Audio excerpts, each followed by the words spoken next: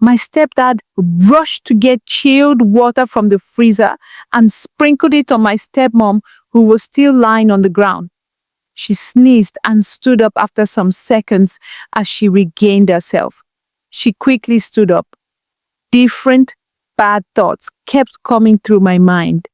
Should I just end her? No, you will go to prison, a voice said. I wanted to go and carry a kitchen knife and use it to end her, but something whispered to me not to do it. But I ignored the voice and ran to the kitchen, grabbed a small kitchen knife and ran back inside the room. My stepdad and my stepmom were shocked. My stepdad ran back while my stepmom knelt down. Zaram, please don't do this. I'm still your mother, my stepmom said, shaking. Shut up. You aren't my mother, and you can never be my mother. Start talking now before I lose this thing in your chest so that you will go and join my father where he is, I said as I moved closer to her. I wanted to do it, but I couldn't. Something kept whispering to me not to. Start talking now, I said with an angry voice as I pointed the knife towards her. I'm sorry, Zaram, please forgive me. I don't know what came over me. Truly, your dad tried for me. I was into hookup when I met your dad. He told me that he had a 2-month-old baby and that he had lost his wife. He said he was looking for someone to be his partner who could take care of his daughter for him because he didn't trust the baby carer. He said money wouldn't be a problem and that he would be paying me 500,000 naira every month. I agreed because I didn't even make 30% of that kind of money in the work I was doing. So I saw it as an opportunity and agreed without thinking twice. Then your dad was working in one oil company in Abuja. He told me that he didn't know his parents, that he grew up in an orphanage and ran away at the age of 15.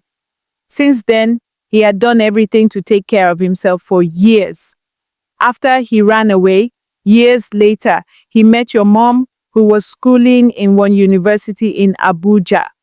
They both fell in love and started dating. After some months, she got pregnant for your dad. She was scared because her dad was a retired soldier and she was the only child of her parents.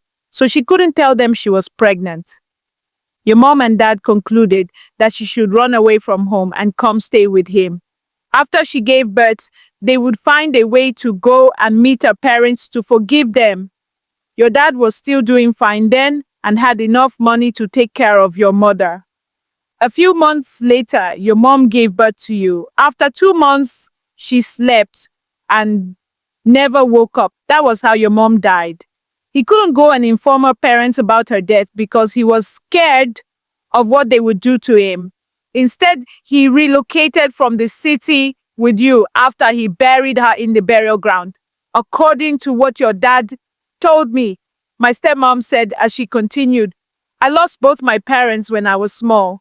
I also grew up on the streets because my stepmom never treated me right after my father and mother's death. I ran out of the house after some months. I was able to secure hookup jobs at the age of 13. And that was how I provided food for myself and other things I needed until I met your dad at the age of 23. During those periods, I had done several abortions. Your dad was aware that I didn't have a womb, but he said it was fine since he already had a child and that you were enough for him. He said I shouldn't worry about having a child for him, that I should only take you like my child, and that he would never tell you that I'm not your biological mother. I accepted it. I took care of you like my child for a good 12 years and some months. My stepmom narrated everything. I was very heartbroken to the point that the knife slipped from my hand unknowingly, but I still managed to speak. After all those things my dad told you and how much he loved and cared for you. Why did you kill him? I shouted. I'm sorry, Zaram. I don't know how it happened. Everything happened too fast. 1 year ago, your dad lost his job and everything he had. His only house burned. It was as if a curse was following him, but I was still patient with him. I kept losing hope each day. At first, I thought things would get better, but it never happened. We hardly ate once a day. So a few months ago, I met Mike. He had money, he had everything I wanted. He said he loved me and was ready to marry me. At first, I didn't tell him I was married, but when he found out he wanted to leave, I pleaded with him and told him I would do away with my husband and marry him because I didn't have a child for him and he didn't pay my bride price to anyone. Mike agreed to my decision. One day, I called your dad and told him I didn't want to continue the marriage. He pleaded and told me things would get better, but I refused. Then he told me that if I left him, he would keep disturbing me if he ever found out my whereabouts. That was why I came up with the thought of doing away with him. I asked Mike to take me to any native doctor he knew. He took me there. I told the native doctor that I wanted to kill my husband. He gave me something to add to his food so that he would die slowly within 1 month. Mike told me not to do it. He said I should divorce him instead. I was too blinded by the love of money. I didn't listen to Mike. Instead, I added the poison to your father's food. That was how I killed him. And I hated you because I was never loved by my stepmother. So I felt it was not normal to love your stepchild. I decided to treat you the same way I was treated. This evil woman narrated. I sat there drenched in my ocean of tears. I couldn't say anything. Zaram, please, I'm sorry. I know how it hurts. Please forgive us because I know I'm among the killers of your dad, my stepdad said. As he came closer to console me, I landed a heavy slap across his face.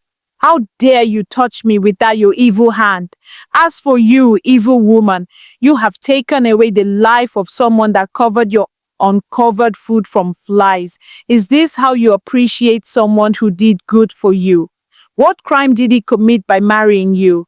Despite the fact that you couldn't give him a child, he stood by you. He never used another woman to threaten you.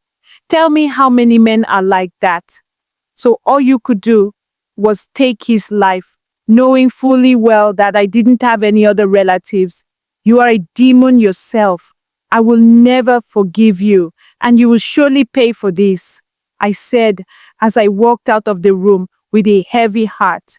Zaram's stepmom is very wicked. Who do you blame here, Mike or Rose? Now tell me who is the real killer of Zaram's father. This woman is so ungrateful. Like and drop your comments, share and subscribe so you won't miss the next chapter. After reading, come and comment raid on Facebook. Thanks for watching.